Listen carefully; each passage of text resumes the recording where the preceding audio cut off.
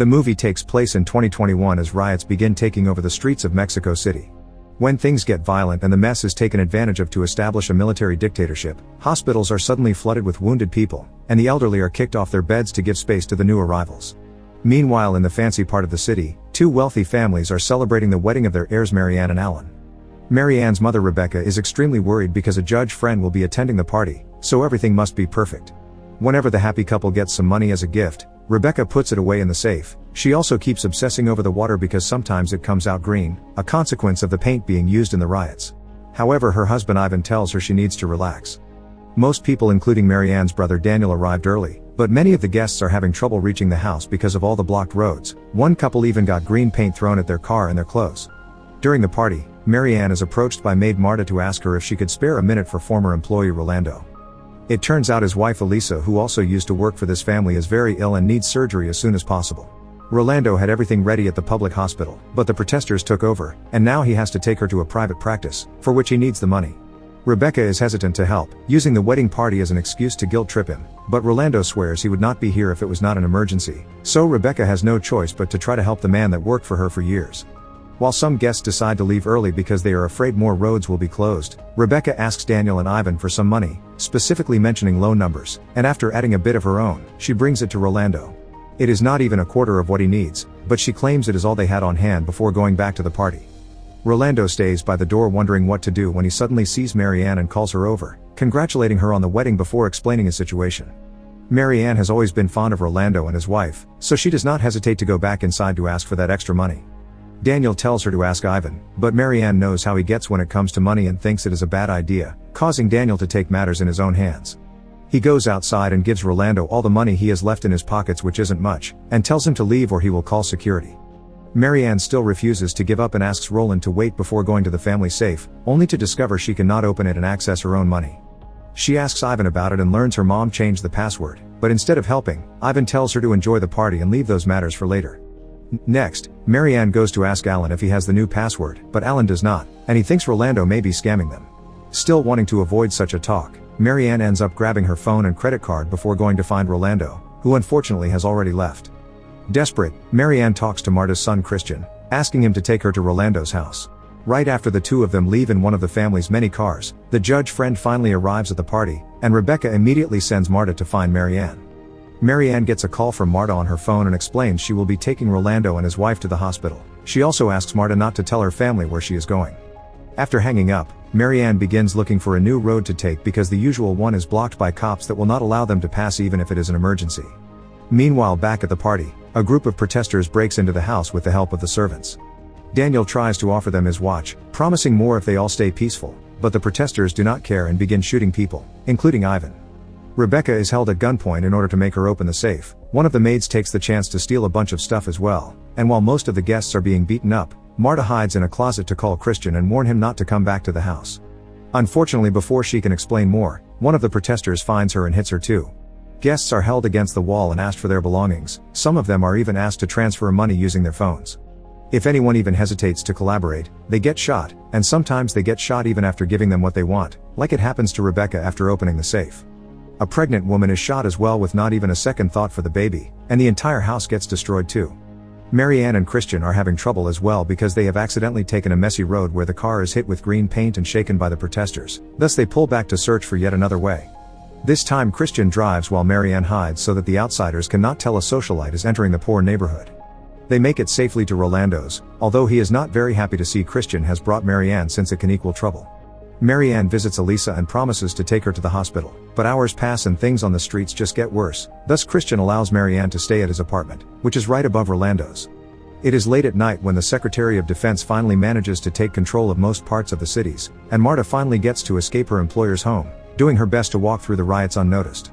In the morning, ambulances arrive at Daniel's house to take away all the bodies while the army declares a curfew for all the areas affected by the riots. Marianne wakes up and wants to go home, but it may be dangerous, so Christian goes outside first to check the estate of things. The streets are empty except for a group of soldiers that immediately get Christian on his knees to interrogate him. When Christian confesses he wants to help his boss, the soldiers enter his home and make him stay there while taking Marianne away, promising to guide her home safely.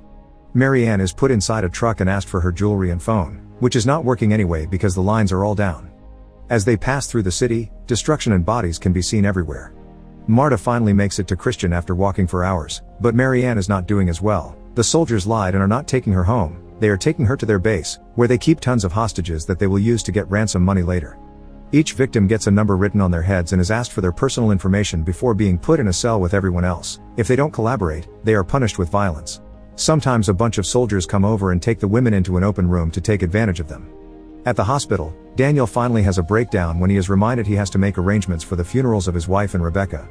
Later, Alan takes Daniel with him to see his dad, who is friends with General Oribe. They ask this general to pull some strings to find Marianne, and Oribe promises to do as much as he can. When the time for the funeral comes, not many people attend because most of their relatives and friends are dead. Almost a month later, while Rolando is doing his best to keep Elisa alive, it is announced on the streets that citizens will be allowed to leave their houses for hours per day. This should be a good chance to try to get in contact with the hospital, so Rolando leaves his wife with Marta and goes outside. Unfortunately, the citizens are only allowed to walk around a few blocks, and when Rolando tries to go farther, he is stopped by the soldiers blocking the exits without getting any answers from them.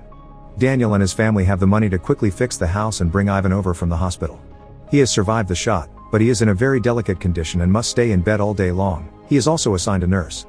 Alan's mother begins to wonder how long they have to wait for Marianne to be found before they can move on, and to make matters worse with her lack of sympathy, she sometimes orders the nurse around as if she was a maid. At the base, the soldiers are finally putting their plan into action by recording videos of the hostages asking their relatives to please pay for their rescue. These videos are later sent to the victims' families. One night, Elisa's health hits its lowest, so Rolando decides to risk going outside to find a doctor. Unfortunately, he ends up being shot by the soldiers because he will not stop walking when asked and ends up dying the same night as his wife. Sometime later, Christian and Marta go to church to say goodbye to both of them. The next day, Daniel gets the video of Marianne plus a request for $10 million for her rescue, but no instructions on how to send the money. At the base, the hostages are all being washed together with cold water from a hose while the soldiers begin arguing over who gets which amount of money depending on how much they have helped their cause. Two particular soldiers are not happy with the small amount their boss assigns them, so when nobody is watching, they move Marianne to another cell before visiting Christian and Marta with a message. If they want to save Marianne, they must bring 800,000 pesos. Obviously, they do not have that kind of money, but work permits are finally being given to employees, meaning Christian and Marta should be able to return to their old jobs and steal from Daniel's family. Christian uses the 2 free hours a day to try and find out where to get these permits while at the base. The hostage videos get worse, now they include torture too. Marianne's family gets another one of those recordings and takes it to Oribe, who once again makes vague promises. Sometime later, Christian and Marta finally get their permit and begin working again. The process to leave the house is very strict. Soldiers put them in lines to check their permits and confirm they are not carrying weapons, then they are assigned to specific buses and vans that will take them directly to work to avoid any chances of anyone walking away. Once they arrive at Marianne's house, Marta helps Alan's mom with the cleaning while Christian speaks to Daniel in private to explain the situation. Daniel asks Ivan for his opinion, and Ivan gives him permission to send the money. Meanwhile at the base, Marianne hears how a hostage is taken outside because his Ramzan got paid, but in the end, he just gets shot. In the evening, Christian and Marta manage to bring the money back to their home without being found by hiding it under their clothes, since the guards only check their bags. Moments later the soldiers come to pick up the money but they do not bring Marianne. Instead they ask for $1 million to be picked up the following night. And now Daniel thinks they are part of the scam. He calls the general to ask for his help, and in the evening, Oribe and his men wait at Christian's home for the soldiers to come for the money. The soldiers get arrested, and sadly, so is Marta. Now that Oribe knows where these soldiers come from, he goes to the base to rescue Marianne. Once he leaves without doing anything about the rest, the other soldiers begin shooting and lighting on fire all the hostages in order to abandon the building before they can possibly be arrested too. Instead of being taken home though, Marianne is taken to Christian's place and both of them get shot on the spot. When Oribe calls Daniel over to identify the body, he pretends Christian killed Marianne before ending things for himself too. Sometime later, all the citizens considered traitors, including Marta, are killed in a public ceremony while Oribe and Alan's father watch comfortably from their seats. Make sure to subscribe and turn on notifications so you can watch more videos like this. Thanks for watching.